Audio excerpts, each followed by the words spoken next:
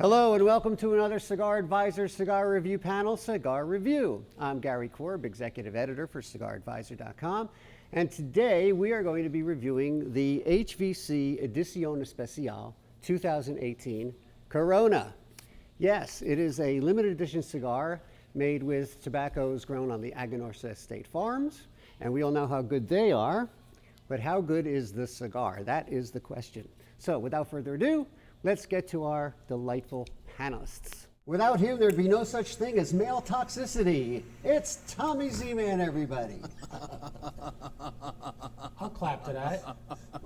I'll clap to that. Wow. Who's with me? He thinks the Green New Deal is a fresh bag of weed. Say hello to Jared Gulick. Who? Him? He's so casual, he refuses to wear a chain collar at the gym. It's John Pulo. It's a fashion choice. Fashion forward. It's a fashion lifestyle. Yes, yes, yes. All right, so what we have here is the HVC Edicion Especial Corona. It's a 2018 model, and this cigar is made at the Tabsa factory in Esteli, Nicaragua. It is a 5-inch by 46 ring Corona. It has a Corojo 99 wrapper from the Jalapa region in Nicaragua. The filler and binder are Aganorsa, and it's aged 4 years. So these are long-aged tobaccos. I believe they come from the Esteli and Jalapa region. And this cigar comes in two sizes. We have this Corona here, and there's also a 6x52 Toro. And the famous price for this cigar is $7.40 at the time of this recording. Wow. You can buy a 5-pack. Also, it's available in 5-pack, or a box of 50. That's pretty cool. Box of 50. So you don't see that very often. And It's I just thought, HVC aplenty. yes, HVC aplenty, and I thought that what we would do is start off with the kind of the pre-light flavor of the cigar. I was getting some leathery notes. Tommy, why don't we start down at the end? And Oh, I thought it was Go way like back. sweet, almost like that sweet, woody type of flavor, and it really was very noticeable. Sometimes you pre-light draw on a cigar and it's like you don't notice much. This you really notice. Very nice flavor. I got some of the same sweetness that you were getting. I also had like a smidge of pepper, like kind of like tingled on my tongue when I had Yeah. that pre-light. I don't know if you got any of that. I didn't get It's a any little of that. grassy too. A little grassy. Okay. Mine leaned a little earthier. This is kind of the interesting thing. My eyes are actually watering because I just retrohaled within like the first couple of puffs. Oh my God. Yeah. We'll get to that in a bit. But are a lot of earthier flavors and a little bit of the tanginess. I wouldn't be so bold as to call it sweet. Maybe kind of like berry sweetness that you were talking about, Tommy. Yeah. But a little bit of sweetness, but more earth. So this is kind of interesting. Everybody's palate's a little bit different, picking up a few different things on the pre-light.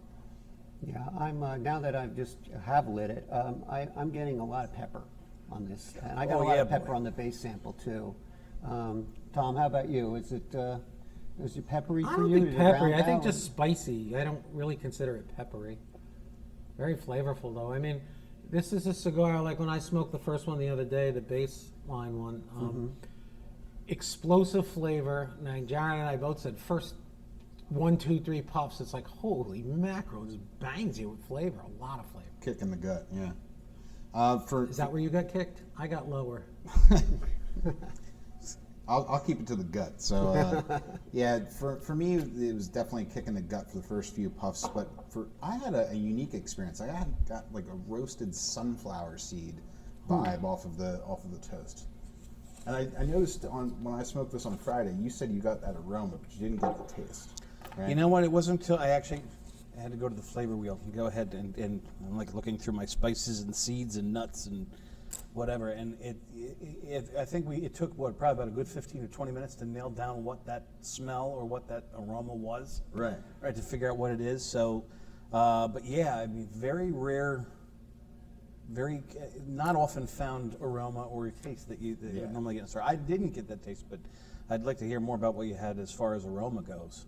Definitely, it was a nutty aroma. I have, as he was saying, it's more spicy, but I agree that there's a lot of pepper in the back of the throat. Like I'm getting a lot yeah. of pepper in the back of the throat.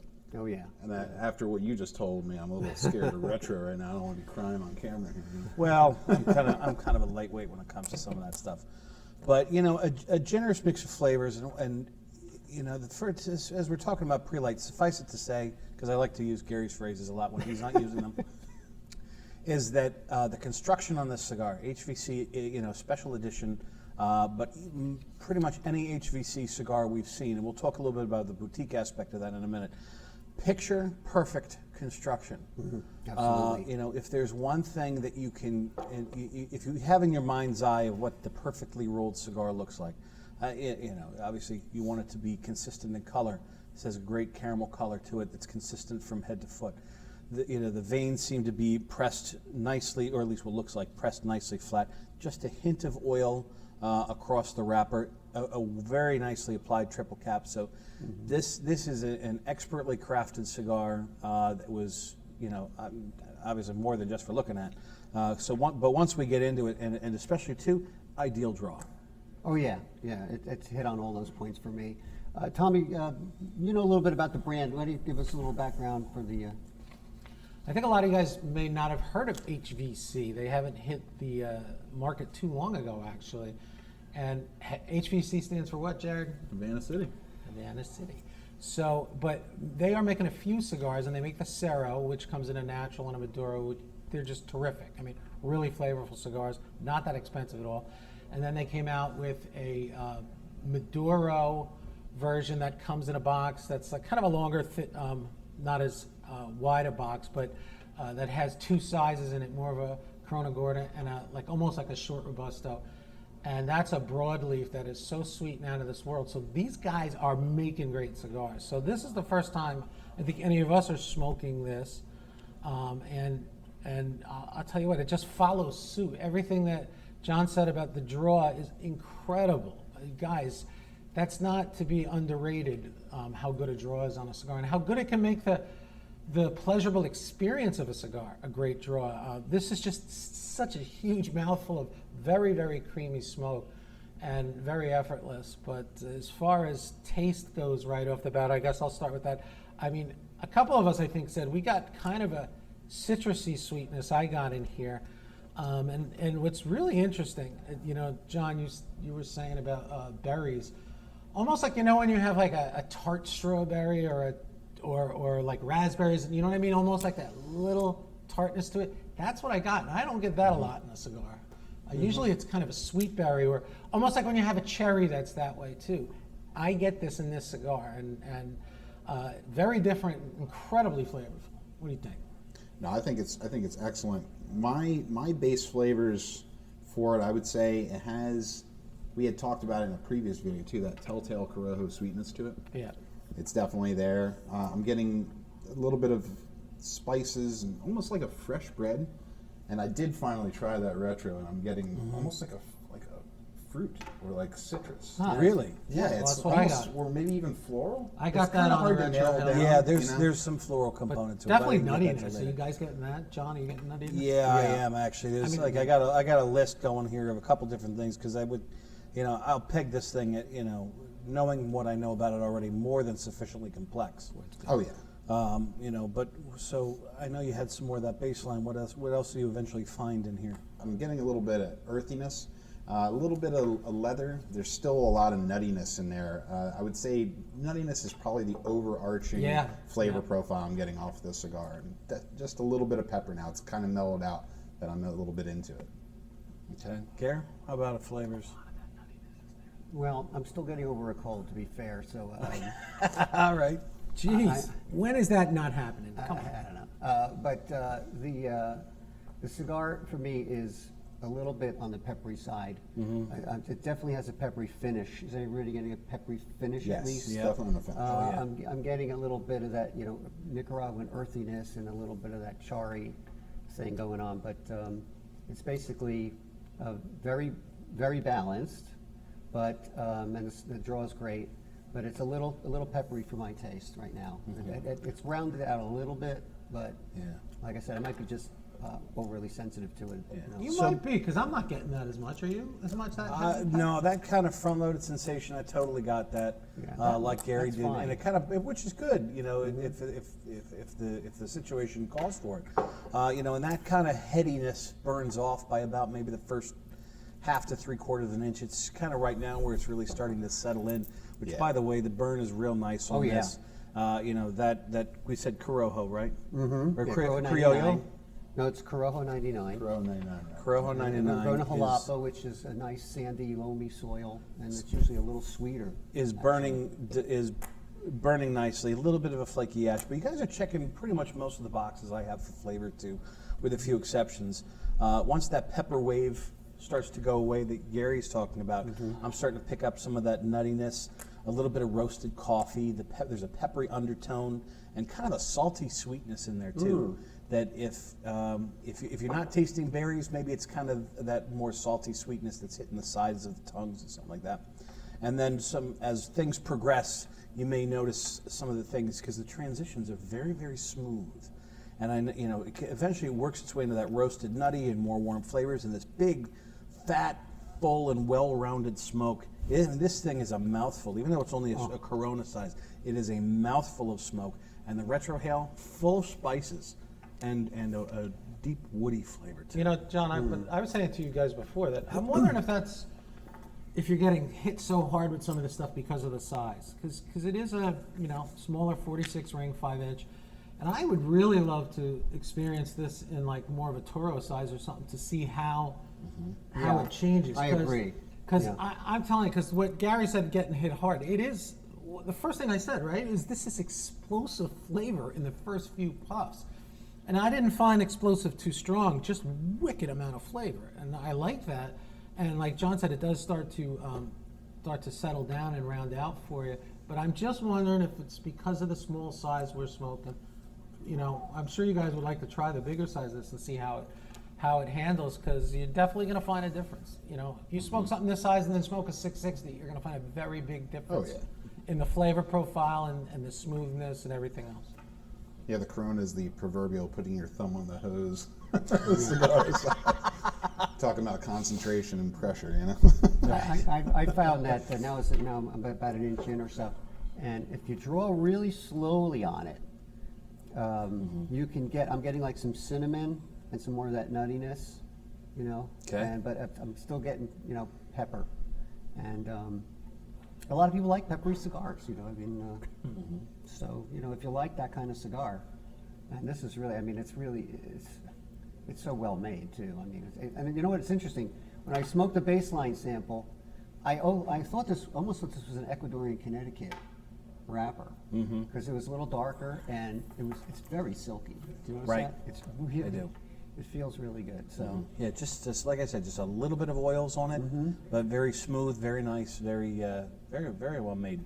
Oh yeah, that smoke is absolutely. that cap is something else. Yeah, that's like textbook triple cap. Yeah. Nicely done. So, what else would we like to add as far as this special edition of HVC goes for 2018? I don't know. I think it's pretty damn good. You are without words? Well, Without words. yeah, that's a rare bit. Like I said, I think this follows in the tradition of the other cigars they're making. Obviously, this is from where we know. Where is it from, Gary? The tobacco? it's from the Aganorsa farms and in Aganorsa Nicaragua. just has outstanding tobacco in everything they make. And they're obviously using outstanding, really, really high grade tobacco. And you know what? It shows. It shows in the complexity of this cigar. And as you were saying, the nuances. In a cigar this size, this small, there's so many little nuances, it's like crazy. But that's the sign of one hell of a well-blended and well-made cigar. Oh yeah. What I think is really cool about it is that they went back to the well. From 2011, their first blend was the first selection, and that actually also had a Corojo 99 Jalapa wrapper on it. So they had said that they wanted to kind of hark back to that time and revisit that wrapper on a new cigar, and I think it really, really hit home with this blend. I think it's a truly spectacular cigar. Yeah. Well, to jump on the back of what Tommy was talking about, the fact that if you're not necessarily into boutiques, you may not recognize the HVC name, and you may or may not have heard of Aganorsa. So at least with that kind of a pedigree, you could say smoke it in confidence. Yeah. Because Aganorsa, even though they've only had their brands out for the past couple of years, and you might just be getting to know them, as a company, they have been providing tobacco to the who's who, whether it be through growing or brokering or whatever, of the Nicaraguan tobacco for the better part of 20 plus years. That they've been selling quality Nicaraguan leaf to just about everybody. I mean, they are the Frank's Red Hot of Nicaraguan tobacco. They sell that shit to everybody. And the crew there are all from Cuba, so it's all old school, you know, in terms of the way they grow and cure and ferment. So. Right.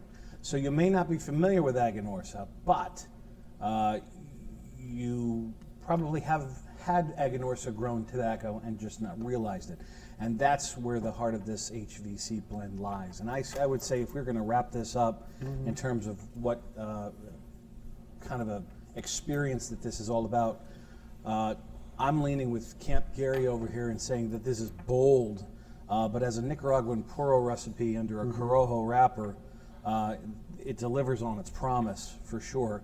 The first one I had smoked, I actually had to drop it about 1.5 inches just because it kind of sailed off on me on full body and pepper and nicotine and everything, and it just got to be beyond my control. But if pepper and dark flavor is on your wish list, I think that this HVC pleases. Tommy? I didn't know I worked with such lightweights, but that's okay. That's okay. Really, like I said, flavor explosion. I'm not getting the pepper that you guys are talking about, but everybody's palate's different, and that's why we do this, to give you our different experiences. There is pepper, there is a lot of spice, but I'm not getting that heavy blast I think that you got, Gary. Who knows, maybe... I'm not getting it as much anymore, Yeah. but it's definitely got a peppery character. There's no doubt about it. It The dials back profile is- about 1 inch in, Yeah, for sure. yeah, I'll give that. As do it's I. true. Did that go everybody's head? Come on, that was a good No, it didn't. I Okay. didn't hear what he said. I said, as do I. I didn't. Forget it. I have to explain everything to the kid down the end. Are we wrapping this up? I think this is a hell of a flavorful cigar. Gary, what other sizes is this in? It is in a Toro, Tommy, at the 6x52, if you want to give that a shot. Well, I really do. And that's what I'm going to... I recommend this cigar, this little size. And it also burns nice and slow, very even. Yeah. But God, I want to try the Toro in this. I think it's just going to be a little different experience. And you know what? Maybe the Toro won't be as much as a bomb for your palate or whatever, or see. spice. Wider ring gauge, cooler smoke, opens up more. That's what I think. I really like this a lot. This cigar is for me. Is it for you, Jared? Yeah, No, I agree with your point to the larger ring gauge. I think those larger ring gauges open up a broader swath of flavors that you can perceive. A swath? Swath. Ooh. A swath. He's very swathy. You are a swathy gentleman. It's like Rico Suave or something. Yeah. No, but I think you generally, because you get more smoke, you get a larger array of flavors with a larger ring gauge. That's just how I feel about it. Do you like it? Yeah, I really love the cigar. It's a little stronger than what I would normally go for, but I think once it dials back, once it kind of comes into its own after about that inch mark, it's a very enjoyable and pleasurable smoking experience. Call us lightweights all you want, but I'm with you on the initial light up of the cigar and how strong it is. You're going to want to take a minute or two to let it rest. You Yeah, definitely definitely. are going to want that time. You can say whatever you want, Tommy. But I'm about, not I gonna- agree. Like a sock full of batteries. I'm not going to say a word. About this point right now, Sweet it spot. has rounded out, and it is not as peppery. There is still some of the pepper on the finish, but I'm enjoying it a lot more. And it is very consistent with the one I had, the baseline sample. So Yeah. let's talk a little bit about what you might want to pair it with. John, what will you recommend?